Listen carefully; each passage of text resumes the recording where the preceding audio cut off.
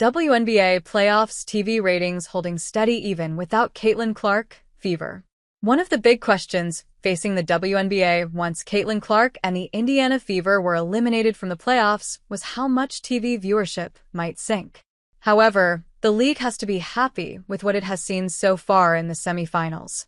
Of course, ratings are down without Clark. That was always a given.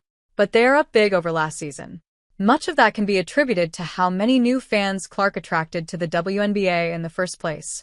But many people, myself included, expected almost all of those people to stop watching once her season ended. They haven't, though. Sunday's semifinal between the New York Liberty and Las Vegas Aces, a rematch of last year's WNBA Championship Series, drew an average of just under 1 million viewers. The Sunday numbers are basically on par with the viewership for every game of both semifinals so far this year, although Lynx Suns saw a significant decrease from Game 3 on Friday night.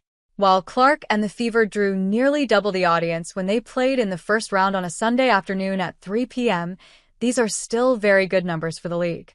In fact, each semifinal game this season between the Liberty and Aces has outrun every game of last year's championship series, even though the same two teams are involved. The highest-rated finals game last year averaged 890,000 viewers.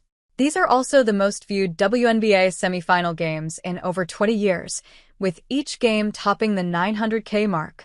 However, none of the games without Clark in the playoffs have been able to top the 1 million viewer plateau, which became the benchmark for the Indiana Fever. From Sports Media Watch, regarding Clark's final game this season, it was the 26th WNBA telecast this season to top the million-viewer mark, with Caitlin Clark having played in 21 Fever games and the WNBA All-Star Game. And of the 4 exceptions, 2 led out of Clark games. The obvious conclusion here continues to be that Caitlin Clark increased overall interest in women's basketball at all levels. The same teams that played in last year's finals are drawing bigger audiences in this year's semifinals. The biggest difference between this year and last year is that Clark entered the league this season.